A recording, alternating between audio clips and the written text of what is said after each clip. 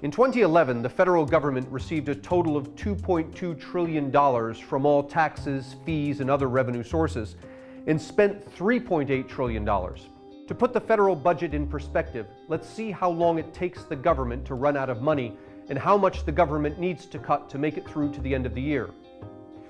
Suppose that on January 1st, the government received its annual tax revenue of $2.2 trillion and began spending. $3.8 trillion in spending means that the government is spending at the rate of $434 million an hour, or more than $10 billion a day. With $2.2 trillion to spend, and spending at the rate of $434 million an hour, the government runs out of money at 11:59 p.m. on July 31st.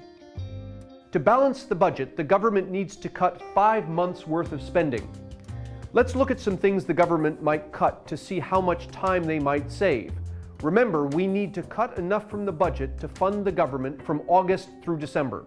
Some people argue that the government shouldn't be funding space missions when we have budget problems here on Earth that require our attention.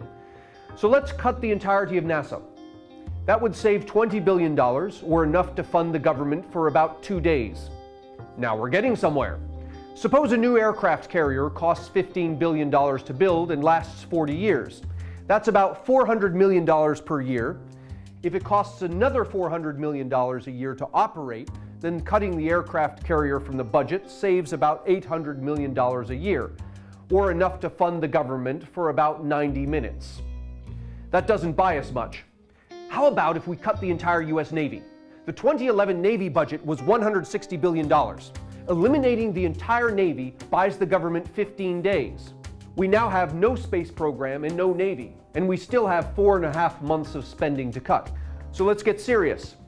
If we cut the entire Department of Defense, including foreign military aid, foreign economic aid, and veteran services, we'll save a total of $930 billion, or enough to fund the government until October 30.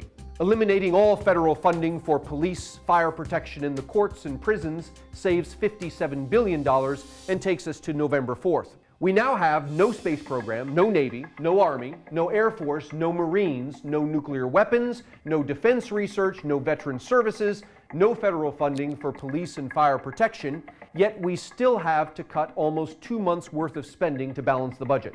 Eliminating all federal funding for education saves us $140 billion. Cutting federal monies for transportation saves us another $100 billion. These cuts will allow the government to keep operating until November 27. With all these cuts, there's not much left for the government to do. So let's shut down Congress and the White House. That saves us $30 billion. And then we can shut down all the other things the government does, like waste management, street lighting, pollution abatement, housing development, cultural services, and other things.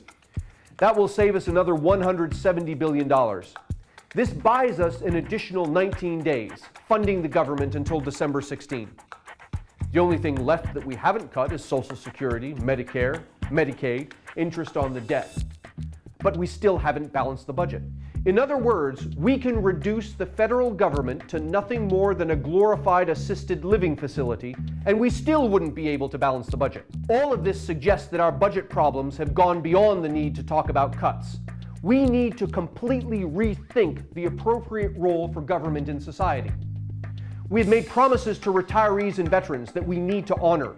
However, we must stop making promises to future generations that mathematically it is impossible for us to keep.